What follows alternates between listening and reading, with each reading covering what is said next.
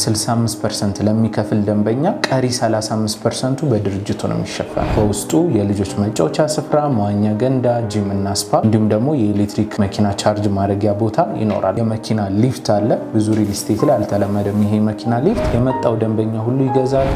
ፒያሳ ነው ምን ጊዜ የፒያሳን ጥቅም ለቀባሪ ማርዳት ነው የሚሆነው። ከፓርኮች ዙሪያ ነው። ፊት ለፊቱ ያለው አራዳ ፓርክ ነው። ከጀርባ በኩል ያለው ፍሬንድሺፕ ፓርክ ነው። ወኪንግ ዲስታንስ ደግሞ አንድነት ፓርክ አለ ማለት ነው። ዋና ዋና መስሪያ ቤቶች አሉ። የትራንስፖርት ባለስልጣን እዚሁ ነው ያለው። ኢትዮ ቴሌኮም እዚሁ ነው ያለው። ፖስት ኦፊስ እዚሁ ነው ያለው። ኢሚግሬሽን እዚሁ ነው ያለው ዋናው ማለት ነው። ስለዚህ ሁሉንም ነገር በዚህ ሳይት አካተን ነው ያለው።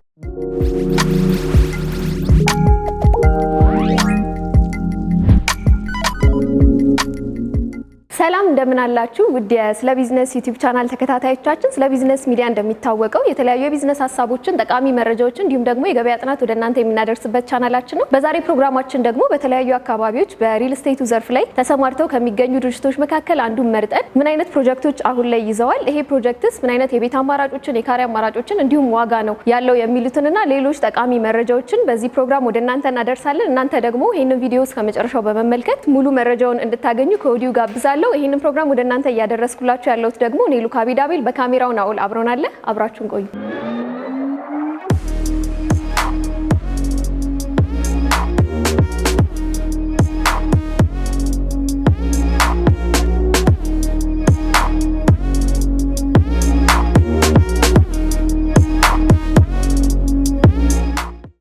ሰላም እንደምን አለሽ? እንኳን ደህና መጣሽ ወደ ሜሪት። አረፍና ቆያችን። እሺ አመሰግናለሁ። ያው ተመልካቾቻችንም እንደሚያውቁት በስለ ቢዝነስ የዩቲዩብ ቻናላችን ላይ የተለያዩ ጠቃሚ መረጃዎችን ነው የምናደርሰውና በተለይ እንደናንተ አይነት ደግሞ ሪል ስቴት ዘርፉ ላይ የተሰማሩ ድርጅቶች አዳዲስ ነገር ይኖራቸዋል። በየጊዜው ሳይቶች ይኖራሉ፣ እንዲሁም ደግሞ የተለያዩ የቤት አማራጮች ይኖራቸዋልና ለዛም ነው እናንተ ጋር የተገኘ ነው ዛሬ። ስለዚህ እስቲ ራስን በማስተዋወቅ ጀምርልኝና ሜሪት ሪል ስቴት ማን ነው የሚለውን ነገር ንገረን። በጣም አመሰግናለሁ። ሚኪያስ እባላለሁኝ። እንግዲህ የመጣሽው ሜሪት ፕሮፐርቲስ የሚባል ድርጅት ነው። ሜሪት ማለት የእንግሊዘኛ ቃል ነው። ትርጓሜውም አድቫንቴጅ ወይም ጥቅም የሚል ስያሜ ሲኖረው ያው ለደንበኞቹ የተሻለ ጥቅም ይዞ የመጣ ድርጅት ነው ማለት ነው። ከሎኬሽን ዋይዝ ሊሆን ይችላል፣ ከገንዘብ ዋይዝ ከዋጋው ማለት ነው። እንዲሁም ደግሞ ከአካባቢ ምርጫ የተለያዩ አገልግሎቶችን በመስጠት ደረጃ ልዩ ጥቅም ይዞ የመጣ ድርጅት ነው ማለት ነው። እንኳን ደህና መጣሽ በድጋሚ። እሺ እንኳን ደህና ቆያችን። አመሰግናለሁ። ያው ከሜሪት ከስሙ ጋር አያይዘ የነገርከኝ ነበረ የተነሳችሁበትን ምክንያትና አሁን ደግሞ እስቲ አዲስ ነገር አለ መግቢያም ላይ እሱ ልጠይቃችሁ መረጃ ለማግኘት ስለሆነ የመጣን እስቲ አሁን ላይ የያዛችሁት ሳይት አለ ወይ ፕሮጀክት አለ ወይ የሚለውን ነገር ንገረኝ። ኦኬ፣ ከዚህ ቀደም ያው ብዙ ቦታዎችን አስረክበናል። እንግዲህ አሁን ላይ ግን በዋናነት ፎከስ አድርገን እየሰራንበት ያለው ቦታ ፒያሳ ነው። ወደፊትም የሚመጡ ፕሮጀክቶች ይኖሩናል፣ ግን አሁን ላይ ትኩረት ያደረግነው ፒያሳ ላይ ነው። 4040 ካሬ ሜትር ላይ ያረፈ G+17 የሆኑ 4 ቢልዲንጎች ያሉበት መንደር ነው ማለት ነው። በውስጡ የልጆች መጫወቻ ስፍራ፣ መዋኛ ገንዳ፣ ጂም እና ስፓ እንዲሁም ደግሞ የኤሌክትሪክ መኪና ቻርጅ ማድረጊያ ቦታ ይኖራል ማለት ነው። ይህ በግቢ ውስጥ የሚያገኙት ነው። ግን በአካባቢው ዋናው ሜሪት ጥቅም እንዳልኩሽ በዋናነት አካባቢው ጥቅም አለው። ለምሳሌ ፒያሳ ነው ምን ጊዜ የፒያሳን ጥቅም ለቀባሪ ማርዳት አይነት ነገር ነው የሚሆነው። ነገር ግን ፒያሳ ላይ ምን አለ፣ የኛ ሳይት አቅራቢያ ላይ ምን አለ የሚለውን ነገር ከጠየቅሽኝ አንደኛ ከፓርኮች ዙሪያ ነው የሚገነባው የኛ ሳይት። ለዛም ሲባል ይህም ፕሮጀክት ምንድን ያለው ሜሪት ፓርክ ቪው ነው የሚባለው። ዛት ሚንስ ፊት ለፊቱ ያለው አራዳ ፓርክ ነው። ከጀርባ በኩል ያለው ፍሬንድሺፕ ፓርክ ነው። በእግር ጉዞ ወይም ወኪንግ ዲስታንስ ደግሞ አንድነት ፓርክ አለ ማለት ነው። ስለዚህ በአካባቢው እንዳለ ፓርኮች የሞሉበት አካባቢ ነው። ትምህርት ቤቶችን ካነሳሽ ደግሞ ሊሴ ገብረ ማርያም ትምህርት ቤት ያለው እዚቹ 200 ሜትር ርቀት ላይ ነው። እንዲሁም ደግሞ ካቴድራል ስኩል ያለበት ማለት ነው ሴንት ልደታ ካቴድራል ያለው እዚቹ ቅርብ ነው። እሱም 200 ሜትር ርቀት ላይ አይሆንም ማለት ነው። ከእምነት ተቋማት አንጻር ካየሹ ለክርስትናው ጊዮርጊስ ቤተክርስቲያን፣ እንዲሁም የፕሮቴስታንት ቸርቾች፣ የካቶሊክ ቤተክርስቲያን ያለበት ነው። በእስልምና ጉዳይ ደግሞ በዋናነት ትልቁ መስጊድ በኒ መስጊድ ያለበት ቦታ ነው ማለት ነው። ስለዚህ ከእምነት ተቋም አንጻር ከትምህርት ቤት አንጻር እነዚህ ነገሮች ያሉበት ነው። ከመንግስት ተቋማት አንጻር እንኳን ባነሳለሽ 500 ሜትር ርቀት ላይ ትልልቅ የመንግስት ዋና ዋና መስሪያ ቤቶች አሉ። የትራንስፖርት ባለስልጣን እዚሁ ነው ያለው። ኢትዮ ቴሌኮም እዚሁ ነው ያለው። ፖስት ኦፊስ እዚሁ ነው ያለው። ስለዚህ ኢሚግሬሽን እዚሁ ነው ያለው ዋናው ማለት ነው። ስለዚህ ሁሉንም ነገር በዚህ ሳይት አካተን ነው ያለው ማለት ነው። እንደውም ዋጋው የፒያሳን ያህል ዋጋ አይደለም፣ ያው ተመጣጣኝ የሚባል ዋጋ ነው ያስቀመጥነው ማለት ነው። በጣም ጥሩ። ያው ደንበኛ አንድን ቤት ሊገዛ ሲፈልግ የመጀመሪያ የሚያየው ነገር ይሄ ነው ብዬ አስባለሁ። ካለበት ሎኬሽን አንፃር ምን አይነት ፋሲሊቲዎች ያሟላል ራሱ ህንጻው፣ እንዲሁም ደግሞ በአካባቢ ያሉት ነገሮች ምን ያህል ለኛ ተጠቃሚ ያደርጉናል የሚለው ነገር ትልቅ ነገር ነውና በዝርዝር እሱን ነገር አስረድተኸኛል። አሁን ላይ ያላችሁ ሳይት ላይ ያሰባችሁትን ማለት ነው። እስቲ ስለ ቤት አማራጮቹ ደግሞ እናንሳ። ምን አይነት የቤት አማራጮችን ነው እዚህ ሳይት ላይ ይዛችሁ የመጣችሁ? በእርግጥ አሁን ፕሮጀክቱን ከጀመርነው 1 ወር ሆኖናል። በዚህ 1 ወር ጊዜ ውስጥ ማስታወቅ እንኳን ሳንጀምር ባለ 1 መኝታዎቻችንን ሸጠን ጨርሰናል። ባለ 1፣ ባለ 2፣ ባለ 3 ነበር የኛ ፕሮጀክት የነበረው። ባለ 1 መኝታዎቻችንን በሙሉ ሸጠን ጨርሰናል። ለማለት የመጣው ደንበኛ ሁሉ ይገዛል። አንድ ብቻ አይደለም ይገዛው፣ ደግሞ ደጋግሞ ይገዛል። እንዲሁም ደግሞ ወዳጅ ዘመዶቻቸውን በመጋበዝ ተጨማሪ ግዢ በመፈጸማቸው ባለ 1 ጨርሰናል። አሁን የሚቀሩን ትንሽ ውስን የሚሆኑ ባለ 2 መኝታዎችና ባለ 3 መኝታ ነው። እንደውም አንደኛው ብሎካችን ላይ አሁን ከ10 ቀን በኋላ ዲዛይኑ የሚያልቅ ይሆናል። ምናልባት በደንበኞች ጥያቄ መሰረት ባለ 3 መኝታውን ወደ ባለ 1 ሸንሽነን የምናወጣ ይሆናል። እስከዛ ድረስ ግን 500,000 ብር አስገብተው መመዝገብ ይችላሉ። ባለ 1 መኝታው ዲዛይኑ እስኪያልቅ ድረስ ማለት ነው። ግን በዋናነት አሁን ላይ አቬለብል ስቶክ ያሉት ባለ 2 እና ባለ 3 መኝታዎች ናቸው ማለት ነው። በውስጡ በጣም ብዙ ፋሲሊቲዎች አሉት። ለምሳሌ ባለ 3 መኝታውን ባነሳለሽ ዋናው ሳሎኑ አለ። ከሳሎኑ በስተግራ በኩል ደግሞ ሳሎን ላይ ያለ እንግዳ ብቻ የሚታጠብባት የእንግዳ መታጠቢያ ቦታ አለ። ይህ ብዙ ሪል ስቴቶች ላይ አልተለመደም። ሌላ ደግሞ የሰራተኛ ክላስ አለ፣ የላውንደሪ ማስቀመጫ ቦታዎች አሉ። እንዲሁም ደግሞ መኝታ ቤቶቹም በአንድ ሳይድ ነው ያደረግናቸው። በኋላ ደንበኞቹ መኝታ ቤቶቹን የሚለይ በር መግጠም የሚችሉበት በዲዛይን ዋይዝ በጣም ታስቦበት የተሰራ ነው። ከዛ ደግሞ ዋናው በሳሎኑ በኩል ባሉ በረንዳዎች ደግሞ እይታቸው ያማረ ነው የሚሆነው። ወደ አራዳ ፓርክ የሚያያለ፣ ወደ ፍሬንድሺፕ ፓርክ የሚያያለ። ወደ አራዳ ፓርክ የሚያዩን የሚገዙ ደንበኞች ፊት ለፊታቸው የሚያዩት የሳት ፋውንቴን አለ፣ 5 ኪሎ ሜትር የሳይክል መንገድ አለ። እንዲሁም ደግሞ ቆንጆ ቆንጆ ሌሎች ቪዎች አማራጮች አሉ ማለት ነው። ስለዚህ ደንበኞች በሚጠይቁት አይን አማክረን የሚሆናቸውን መወሰን እንችላለን። በጣም ጥሩ። ያው ለየት ባለ ዲዛይንም ነው እየሰራን ያለ ነው ስላልከኝ ከዚሁ ጋር አያይዘህ እስቲ ብዙ ሪል ስቴቶች አሉ እኛ ሀገር ላይ። ስለዚህ ሜሪት ሪል ስቴትን በምን እንለየው? ደንበኞች በምን መርጠው እናንተ ጋር ይምጡ? በዋናነት ለየት የሚያደርገው ከህንፃው ዲዛይን ጀምሮ በጣም ለየት ያደርገናል። ምንድነው ካልሽኝ ከግራውንድ እስከ 4ኛ የንግድ ሱቅ ነው። የንግድ ሱቅና ከላይ ደግሞ ነዋሪ አለ። ይሄኛው ሁለቱ ነገሮች መረባበሽ እንዳይመጣ ያ ማለት የሚኖር ሰው እታች ሱቅ አለ ብሎ መጨነቅ የለበትም። የሱቆቻችን ዲዛይን ሰፋፊ ናቸው። ትልልቅ ዲዛይን ነው። በትንንሽ ተሸንሽኖ በጣም ብዙ ሱቅ የለም እኛ ጋር። በትላልቅ ዲዛይን የተሰሩ ውስን የሚባሉ ሱቆች ነው ያሉት። አሁን ለሽያጭ አላወጣ ነው፣ ወደፊት አናውንስ እናደርጋለን። ግን ደግሞ ቤቱና ሱቁ እንዳይረባበሽ 5ኛና 6ኛ ላይ የነዋሪዎች ብቻ የተለየ ፓርኪንግ ይኖራል። ይሄ በፈር ዞን ነው። ነዋሪውንም ነጋዴውንም የሚለይ ማለት ነው። እዚህኛው ፓርኪንግ ላይ ነጋዴዎች ማቆም አይችሉም። እታች የህንፃው 2 ቤዝመንት ማቆሚያ ያለ እዛ ያቆማሉ። ነዋሪዎች ግን 5ኛና 6ኛ በመኪና ሊፍት ተጠቅሙ። ስለዚህ አንድ ምን ይለየዋል? ነጋዴና ነዋሪ አይገናኛም።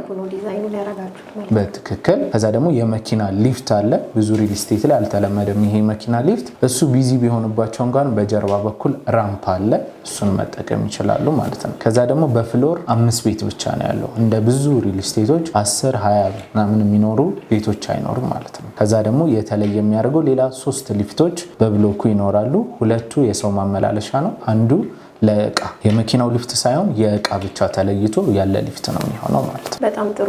ያው ዘርዘር አድርገን የነገርከኝ ያሉትን ነገሮች እና አሁን ደግሞ እስቲ ስለ ካሬ አማራጮቻችሁ እንመልከት። እስቲ ምን አይነት የካሬ አማራጮች ያገኛሉ ደንበኞች? እኛ ጋር 2 የካሬ አማራጮች ነው የሚኖሩት አሁን ላይ ባሉን ስቶኮች ማለት ነው። ባለ 2 መኝታ የሚገዙ ደንበኞች ካሉ 80 ካሬ አማራጭ አለን። 95 ካሬ የሚባል አማራጭ አለ። ባለ 3 መኝታ ደግሞ 115 ካሬ አለን። ሌላ ደግሞ 130 ካሬ አለን ማለት ነው። ስለዚህ ከ8,400,000 ብር ሙሉ ክፍያ ጀምሮ ይኖራል ማለት ነው እኛ ጋር ቤት። ሌላ ደግሞ በጣም አጓጊ ቅናሾችን ይዘን መተናል። ያ ማለት ውል ለመዋዋል 10% ነው መክፈል የሚጠበቅባቸው። ከ10 በላይ ለሚከፍሉ ያ ማለት ከ25% ጀምሮ ለሚከፍሉ በጣም ልዩ የሆነ እውነተኛ ቅናሽ እኛ ጋር ያገኛሉ። ከሱ ውጪ ደግሞ በአንድ ጊዜ 65% ለሚከፍል ደንበኛ ቀሪ 35% በድርጅቱ ነው የሚሸፈነው። ያ ማለት የሚቀረው ብር በጠቅላላ ዲስካውንት ነው የሚሆነው ማለት ነው። እሱ በጣም አጓጊ ቅናሻችን ነው። ሌላ ደግሞ በግሩፕ 3-4 ሆኖ ለሚመጡ ደንበኞች ልዩ የቅናሽ ፓኬጅ አለ። ስለዚህ ዲስካውንት ላይ ነው እኛም የተገኘ ነው ማለት ነው። በትክክል በጣም ቆንጆ ዲስካውንት ሰዓት።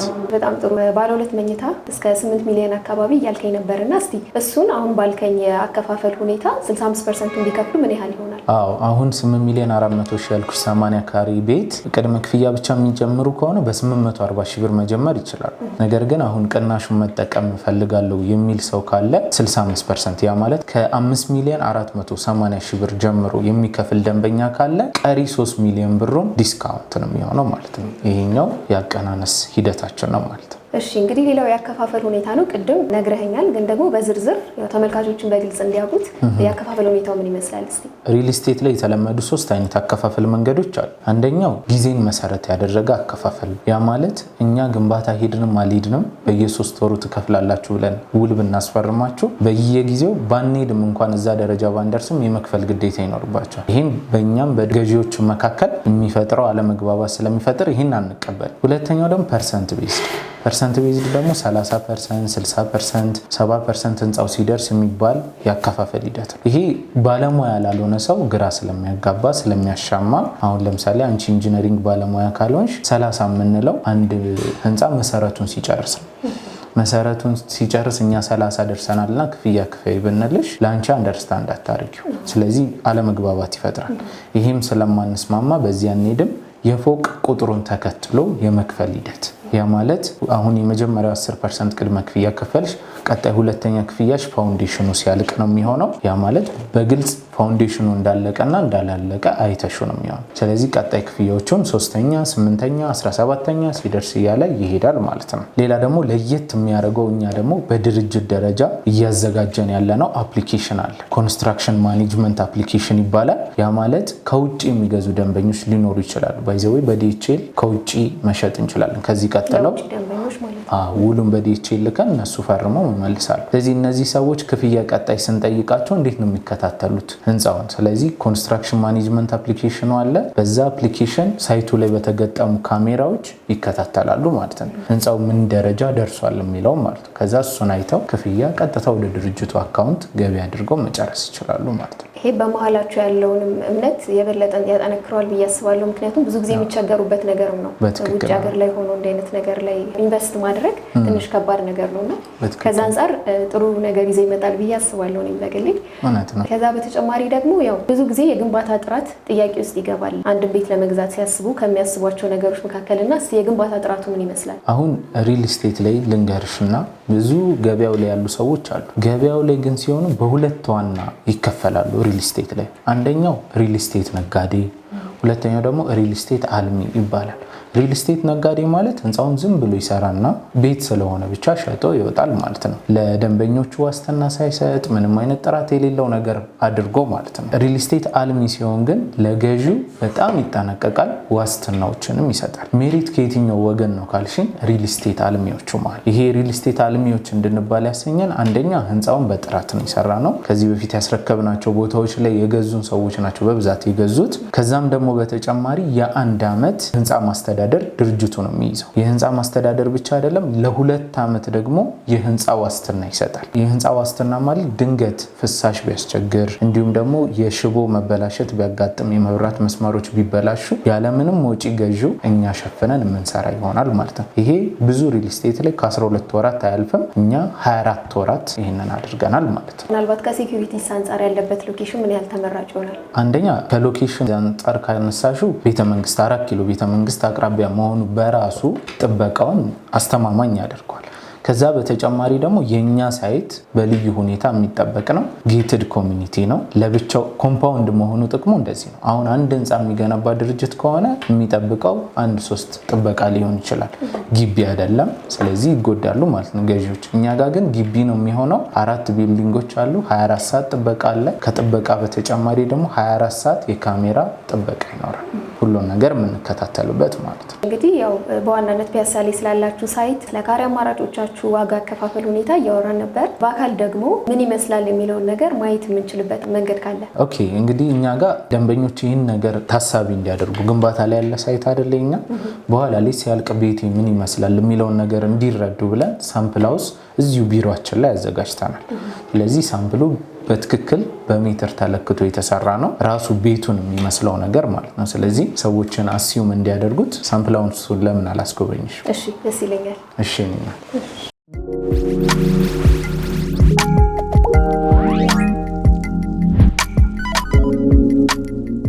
እንግዲህ ሳሎኑን እየገባን ነው። በግራ በኩል ወደ ሳሎኑ ቅድም እንዳልኩሽ፣ በዚህ በኩል ደግሞ ሳሎን ላይ ያለ እንግዳ ለብቻው የሚታጠብበት ኤሪያ ያልኩሽ ቅድም እየገለጽ የነበረው ማለት ነው። ፓውደር ሩሙ ማለት ነው ለብቻ። ይሄ ሳሎኑ ኤሪያ ነው። ሳሎኑ አጠገብ ያለው ኪችኑ ነው። ይሄኛውን ኦፕን ኪችን አድርገው ሰው መስራት ይችላል። ይህን ግድግዳ ካፈረሰ እንደ ኦፕን ኪችን መጠቀም ይችላል። ግን ክሎዝድ አድርገን ነው እኛ የምንሰጠው ማለት ነው። በሁለቱም አማራጭ ይችላሉ። በሁለቱም አማራጭ ይችላሉ። በዛሽ በኩል የሰራተኛ ክላስም ትኖራለች። ቅድም የነገርኩሽ መኝታ ቤቶቹን ለብቻ የሚለይ በር ደንበኛ መግጠም ይችላል ያልኩሽ ቦታ ይሄ ነው ማለት ነው። ስለዚህ ለቫኬሽን ሲወጡ እቺን በር ዘግተው መውጣት ይችላሉ። የቤት ውስጥ ረዳታቸው ሳሎን፣ ኪችን፣ መታጠቢያ ቤቱን ብቻ ትጠቀማለች ማለት ነው። ከዛ አሁን እየገባን ያለ ነው ወደ ማስተሩ ነው። ይሄ ማስተሩ ነው። ያው በማስተሩ በኩል የራሱ መታጠቢያ ይኖራል። እዚሽ ጋር ቁም ሳጥን ወይም ክሎዜት ሩም አድርገው መጠቀም ይችላሉ። ሰፋ ያለ ማስተር ቤድሩም በጣም ሰፊ ነው። ቀጥሎ ደግሞ ሌሎቹን እናያለን ማለት ነው። ይሄ አንደኛው የልጆች መኝታ ቤት ነው።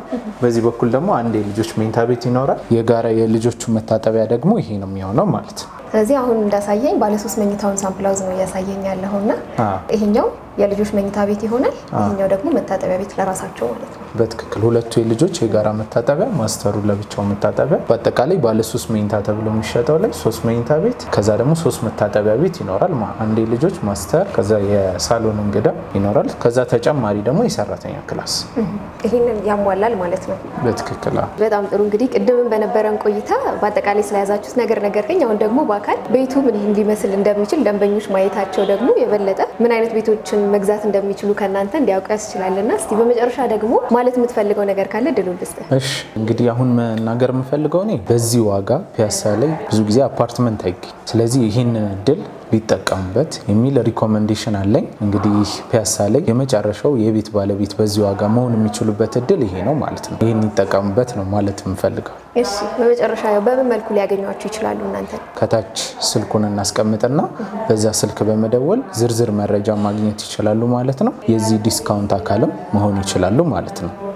ስለነበረን ቆይታ ስለሰጠህን መረጃም በጣም እናመሰግናለን። መልካም ቀን ለሁላችንም።